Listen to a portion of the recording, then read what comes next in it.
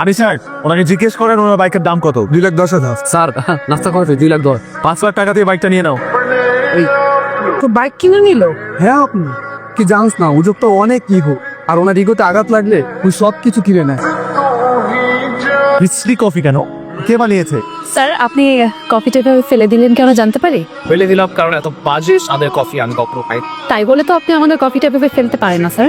আপনি কাজটা ঠিক করেননি। আপনি এখনই এখান থেকে বেরিয়ে যান। ঠিক আপনি আমাকে বেরিয়ে যেতে বলছেন? আপনার মতো অভদ্র মানুষরা না আমাদের কফি শপে জায়গা দেই। স্যার আপনি চেনেন আমাকে? আপনি জানেন আপনি কার সাথে কি কথা বলছেন? আপনি একজন অভদ্র মানুষ। এটা ছাড়া আসলে আপনার অন্য কোনো পরিচয় জানার আমার কোনো প্রয়োজন। কি কন্টিনিউয়াসলি আমাকে অভদ্র বলে যাচ্ছে? আপনি এক্ষুনি বের হয়ে যান। এই রেস্টুরেন্টের মালিককে ডাকেন। আমি রেস্টুরেন্টের মালিক। বলুন আপনি কি বলবেন আমার?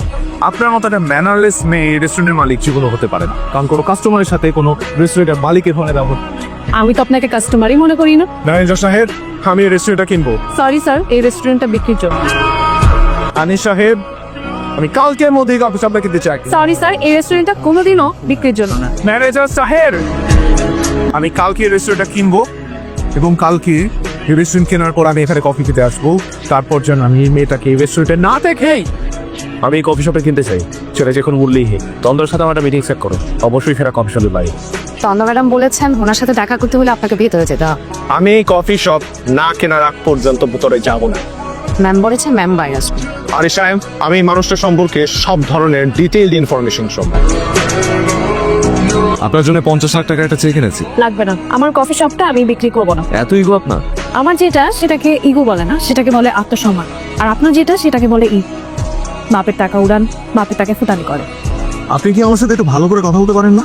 অবশ্যই পারি, কিন্তু আপনার সাথে বলবো না, কারণ আপনি সেটা ডিজার্ভ করেন। আমার উপর তো রাগ কেন? ওয়াই?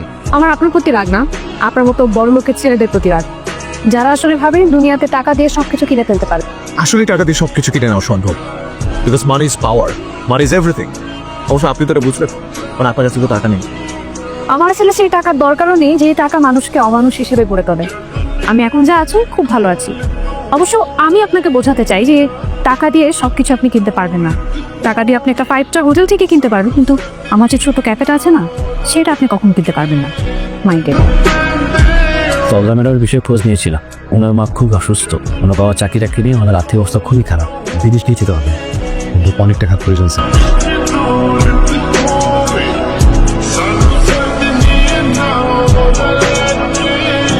আপনি জিতে গেলেন, আমি হেরে গেলাম। আসলে পৃথিবীতে টাকার উপরে কিছু নেই। আমি আসি, আপনি ভালো থাকবেন। আর আপনি ইগোর জন্য হলেও আমার মায়ের চিকিৎসার ব্যবস্থা নিয়েছি। আজকে কফি তো খুব ভালো হয়েছে। Thank you sir. স্যার আমাদের এখানে ফার্স্ট ক্লাস কফি পাওয়া যায়। ঢাকা শহরে এমন কফি কোথাও পাবেন না। তাহলে সেদিন এত বিচ্ছিরি আর বাজে কফি কেন খাইয়েছিলেন? কথা বলছেন না কেন আপনি? এই কফিটা এই স্যারটাকে দিয়ে আসুন। স্যার ওই দিন তন্দ্রা ম্যামের অর্ডার ছিল আপনাকে দুধ চিনি ছাড়া ঠান্ডা কফি দেওয়া চাই। হোয়াট? জি, এই কফি শপটা দেওয়ার পর আমরা সবাই অনেক অপেক্ষা করেছি আপনি কবে এখানে কফি খেতে আসবেন। তার মানে আপনারা সবাই আমাকে চিনতেন আগে থেকে? স্যার আপনাকে কে না চেনে, আর এই কফি শপটা তো ম্যাম আপনার জন্যই দিয়েছি। কি বলে তুই? তো বাইক কিনে নিল? হ্যাঁ আপনি তুই জানিস না, ওজব তো অনেক ইগো, আর ওনার ইগোতে আঘাত লাগলে ওই সব কিছু কিনে নেয়। সব আপনার সাজানো নাটক। এত দ্রুত জেনে গেলেন? কেন করলেন এইটি? আমার মায়ের চিকিৎসার জন্য অনেক বেশি টাকার প্রয়োজন ছিল।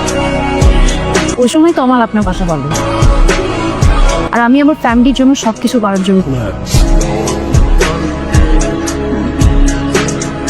আপনারা নিশ্চয়ই মা আছে, আপনার মার যদি এরকম কোনো বিপদ হতো আপনি নিশ্চয়ই আপনার সর্বস্ব দিয়ে চেষ্টা করতেন।